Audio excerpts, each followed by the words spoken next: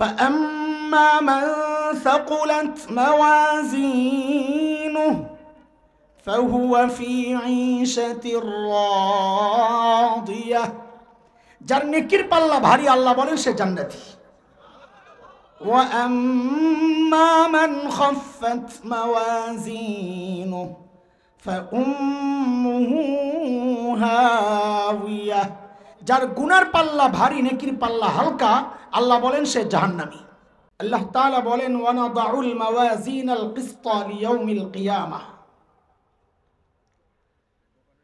কিয়ামতের দিন আমি ইনসাফের দাড়ি পাল্লা দাঁড় করাব বিচারের জন্য বলে বিচার তো ইনসাফেরই হবে আবার ইনসাফের দাড়ি পাল্লা এই কথার মানে কি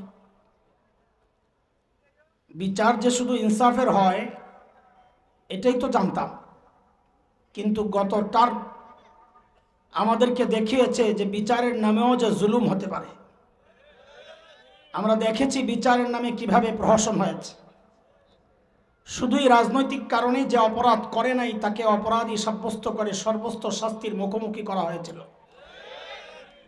অথচ শীর্ষ সন্ত্রাসী চাঁদাবাজ দুর্নীতিবাজ চরিত্রহীন মানুষগুলো রাজনৈতিক ছত্রচ্ছায়ায় দেশের সর্বোচ্চ সুযোগ সুবিধা ভোগ করেছে এই দৃশ্য আমরা দেখেছি আল্লাহ বলেন ফালা তুজলামু নাফসুন শাইআ আমার আদালত কিন্তু এমন হবে না আমার আদালতে কারো উপর বিন্দু মাত্র জুলুম হবে না বলে বিন্দু মাত্র এই কথার মানে কি তো আল্লাহ নিজেই যেন ব্যাখ্যা দিচ্ছেন وإن كان مثقال حبة من خردل أتينا بها কেউ যদি একটা সরিষা দানা পরিমাণ কাজ করে ভালো কাজ হোক আর নেকি সওয়াবের কাজ হোক আর গুনাহ আল্লাহ বলেন হিসাবের জন্য আমি ওই ছোট্ট ছোট্ট কাজগুলোকে দাঁড়িপাল্লায় উঠায়া দেব হিসাবের জন্য আল্লাহর এই প্রক্রিয়াটাই যথেষ্ট এই হচ্ছে আয়াতটার মোটামুটি তর্জমা ধরেন আলু মাপবেন আলু নতুন আলু আসছে আচ্ছা তার আগে বলেন তো দাঁড়িপাল্লায় পাল্লা থাকে কয়টা কয়টা এখন এক পাল্লায় পাথর রাখছে আরেক পাল্লায় আলু রাখেন নাই বলেন মাপা যাবে কেন যাবে না আমি যা শিখায়া দিচ্ছি শেষ পর্যন্ত এই জবাবটাই দিবেন মাঝে মধ্যে জিজ্ঞেস করব কেন মাপা যাবে না আপনারা এই জবাব দিবেন আপনাদেরকে এই একটা ডিউটি দিচ্ছি পুরা বয়ানে এই এক ডিউটি পালন করা যাবে তো এবার আর ভুল করে না মাশাআল্লাহ কেন মাপা যাবে না বলেন যে পাল্লা একটা খালি আমি আবার জিজ্ঞেস করি তো ঠিকমতো জবাব দিয়ে এক পাল্লায় পাথর রাখছি আরেক পাল্লায় আলু রাখি নাই মাপা যাবে কেন যাবে না পাল্লা খালি না একটা বলতে হবে নাহলে সব এলোমেলো হয়ে যাবে বলেন কেন মাপা যাবে না পাল্লা একটা খালি ধরেন তার উল্টাও হইতে পারে এক পাল্লায় আলু রাখছেন আরেক পাল্লায় পাথর রাখেন নাই মাপা যাবে কেন যাবে না মাশাআল্লাহ এই তো লাইনে বসছে হাসরের মাঠে আল্লাহর আদালতে এমন এক শ্রেণী মানুষ আসবেন যাদের নেকির পাল্লায় নেকি তো আছে কিন্তু গুনার পাল্লায় গুনাহ নাই একটাও বলেন তো তাদের আমল মাপা যাবে কেন যাবে না মাশাআল্লাহ এক পাল্লা খালি তাদের ব্যাপারে আল্লাহর সিদ্ধান্ত তারা বিনা হিসাবে জান্নাতে চলে যাবে তাদের হিসাব হবে না কেন বলেন তো এক পাল্লা খালি মাশাআল্লাহ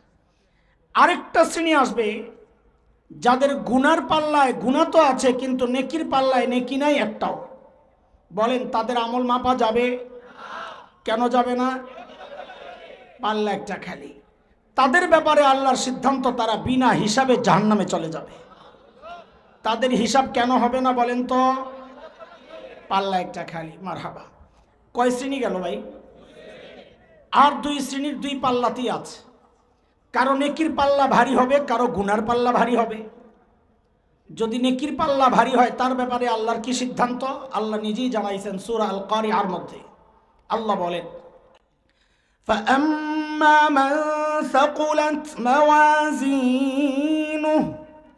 فهو في عيشة راضية যার নেকির পাল্লা ভারী আল্লাহ বলেন সে জান্নাতি।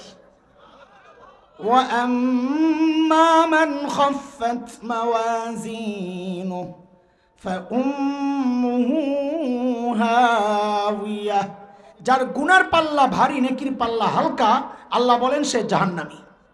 কয় গ্রুপ গেল ভাই? এক নাম্বার, নেকির পাল্লায় নেকি আছে, গুনার পাল্লায় গুনাহ নাই একটাও, তাদের আমল মাপা যাবে? কেন যাবে না? তাদের ব্যাপারে আল্লাহর কি সিদ্ধান্ত? বিনা হিসাবে জান্নাত। তারা কারা? উলামায়ে আহলে হক, আহলুস সুন্নাহ ওয়াল জামাআহ, বিশেষত উলামায়ে দেওবন্দের আকীদা হচ্ছে সমস্ত নবী মাসুম, নিষ্পাপ, কোন নবী জিন্দেগিতে কোনো গুনাহ করেন নাই। বলেন তো আমার সাথে, কোন নবী জিন্দেগিতে কোনো গুনাহ কেন করেন নাই সেটা ভিন্ন সাবজেক্ট, কিন্তু যেহেতু ওঠাইছি কথা, ভেতরে যেন অস্পষ্টতা না থাকে, এমন না হয় যে একটা বিষয়ে কিছুই জানি না, এমন না হয়। নবীরা কেন গুনাহ করেন নাই? আর অনেক কারণের মধ্যে একটা মৌলিক কারণ হচ্ছে সমস্ত নবীকে আল্লাহ নিজেই গুনাহ থেকে বাঁচায়া দিছেন। বলেন নবীরা গুনাহ কেন করেন নাই? আল্লাহ বাঁচায়া রাখছেন। আল্লাহ, প্রশ্ন হচ্ছে আল্লাহ কেন বাঁচাইলেন নবীদেরকে? আবার প্রশ্ন আসবে, জবাবও আছে। সূরাতুল হজ এর একদম শেষ পৃষ্ঠা, 17 নম্বর পারার একদম শেষ পৃষ্ঠায় একটা আয়াত আল্লাহ বলেন, আল্লাহু ইয়াসতাফি মিনাল মালাইকাতি রাসূলান ওয়া মিনান নাস। আল্লাহ বলেন সমস্ত রাসূলকে আমি আল্লাহ নির্বাচন করছি। রাসূলরা কার নির্বাচন? কোন রাজা বাদশার নির্বাচন? এখন কোন নবী রাসূল যদি গুনাহ করেন তো আল্লাহর নির্বাচনটাই প্রশ্নবিদ্ধ হয়ে যায়, যে আমাদেরকে গুনাহ থেকে বাঁচাতে কাদেরকে নবী রাসূল বানাইয়া পাঠালেন? তারা নিজেরাই তো গুনাহ করে। আল্লাহর নির্বাচন যেন প্রশ্নবিদ্ধ না হয়, এই জন্য আল্লাহ তাআলা সমস্ত নবীকে গুনাহ থেকে বাঁচায়া রাখছেন।